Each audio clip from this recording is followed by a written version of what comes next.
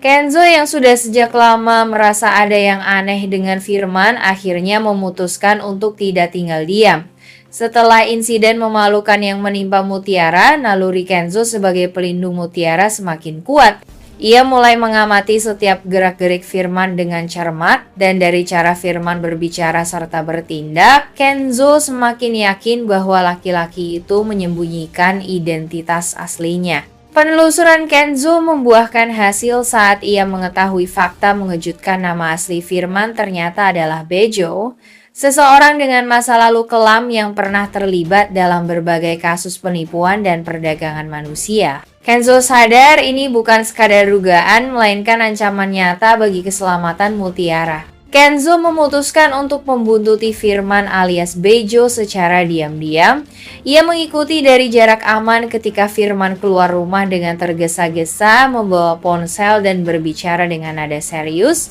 Dari percakapan yang samar-samar terdengar, Kenzo menangkap kata-kata seperti barang siap dikirim dan pembayaran tunai yang langsung membuat darahnya berdesir. Firman kemudian masuk ke sebuah gang sempit menuju rumah tua yang tampak mencurigakan. Kenzo berhenti di kejauhan, bersembunyi di balik tembok, dan melihat Firman bertemu dengan dua pria berpenampilan garang. Kenzo bisa merasakan bahwa pertemuan itu bukan sekadar urusan biasa, sepertinya inilah bagian dari rencana jahat Firman untuk menjual Mutiara. Kini Kenzo semakin mantap, ia harus mencari bukti konkret untuk mengungkap kedok Bejo sekaligus menyelamatkan Mutiara sebelum terlambat. Sandra yang dipenuhi rasa cemburu melihat kedekatan Kenzo dan Mutiara mulai bergerak lebih jauh demi menyingkirkan gadis itu dari kehidupan Kenzo. Baginya, keberadaan Mutiara hanya akan menjadi penghalang dan ancaman yang bisa merebut perhatian Kenzo sepenuhnya. Perasaan tidak aman itu berubah menjadi niat licik, membuatnya mencari cara paling cepat untuk menyingkirkan Mutiara.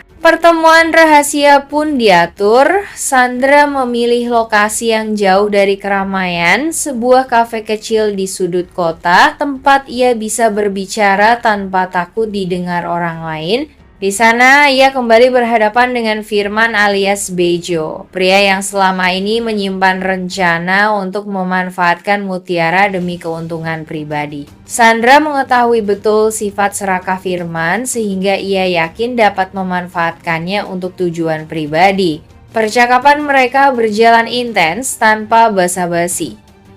Sandra menyampaikan keinginannya agar rencana penjualan Mutiara segera dipercepat. Baginya, semakin cepat gadis itu pergi, semakin kecil kemungkinan Kenzo mengetahui kebenarannya atau berusaha menolongnya. Firman menyambut niat tersebut dengan tenang karena baginya ini bukan hanya sekadar permintaan, tetapi peluang untuk mendapatkan keuntungan lebih besar. Kesepakatan pun terjadi. Sandra memberikan uang muka dalam jumlah besar sebagai tanda keseriusan dan jaminan agar Firman tidak menunda aksinya. Ia juga meminta agar Mutiara dibawa sejauh mungkin ke tempat yang mustahil dilacak oleh siapapun termasuk Kenzo. Dalam pandangan Sandra, menghilangkan Mutiara sepenuhnya dari jangkauan Kenzo adalah satu-satunya cara untuk mengamankan posisinya. Namun, langkah tergesa-gesa dan penuh perhitungan itu justru tanpa disadari menjadi celah yang bisa dimanfaatkan Kenzo. Gerak-gerik Firman yang mulai terburu-buru akan memudahkan Kenzo untuk melacak pertemuan-pertemuan rahasia ini,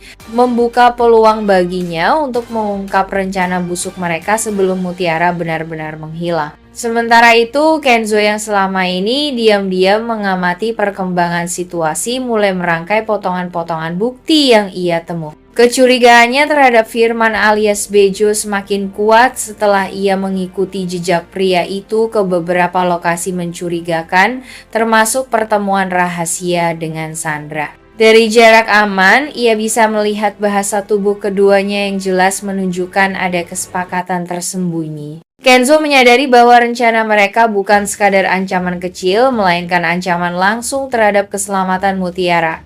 Wajahnya memancarkan ketegangan karena ia tahu waktu yang dimilikinya tidak banyak. Setiap detik keterlambatan akan memberi peluang bagi Firman dan Sandra untuk mengeksekusi niat jahat mereka. Tanpa membuang waktu, Kenzo mulai menyiapkan langkah untuk membongkar semua ini. Ia menghubungi beberapa orang kepercayaannya untuk mengawasi pergerakan Firman dari berbagai arah, memastikan targetnya tidak bisa menghilang begitu saja. Selain itu, ia berencana mengumpulkan bukti visual dan rekaman percakapan yang dapat menjadi senjata kuat untuk membongkar skenario mereka di hadapan pihak berwenang. Dalam pikirannya, misi ini bukan hanya soal menyelamatkan Mutiara, tetapi juga membongkar jaringan kebohongan yang selama ini membelenggu hidup gadis itu. Kenzo tahu sekali saja rencana Sandra dan Firman berhasil, Mutiara bisa lenyap tanpa jejak. Oleh karena itu, ia bersiap untuk bergerak cepat menyusup ke jantung rencana mereka, menghentikannya tepat sebelum eksekusi,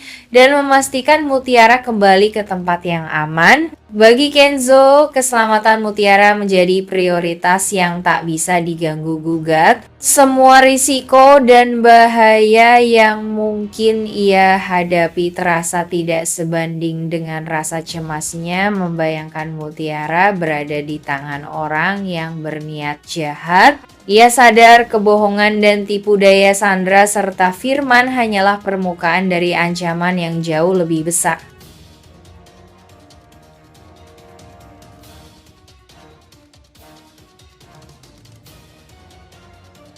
Itu jelas sangat berarti, bahkan Kenzo sampai ingin memberinya imbalan sebagai bentuk penghargaan. Namun, saat tawaran itu disampaikan, Mutiara dengan sopan menolak, mengatakan bahwa ia membantu bukan untuk uang, melainkan karena ingin melihat Kenzo sukses. Penolakan itu justru membuat Firman naik pitam. Di hadapan Rianti dan Kenzo, ia menegur Mutiara dengan nada tinggi, seolah perbuatan Mutiara adalah sebuah kesalahan besar. Firman bahkan menyindir bahwa Mutiara tidak tahu memanfaatkan kesempatan dan bodoh karena menolak uang. Rianti terlihat tersenyum sinis, seakan menikmati Mutiara dipermalukan, sementara Kenzo menatap dengan wajah kecewa dan khawatir. Bagi Mutiara, kejadian ini menjadi bukti lain bahwa Firman tidak pernah benar-benar peduli padanya. Perlakuan kasar itu menambah keyakinannya bahwa ia harus segera mencari cara untuk lepas dari kendali Firman sebelum semuanya terlambat.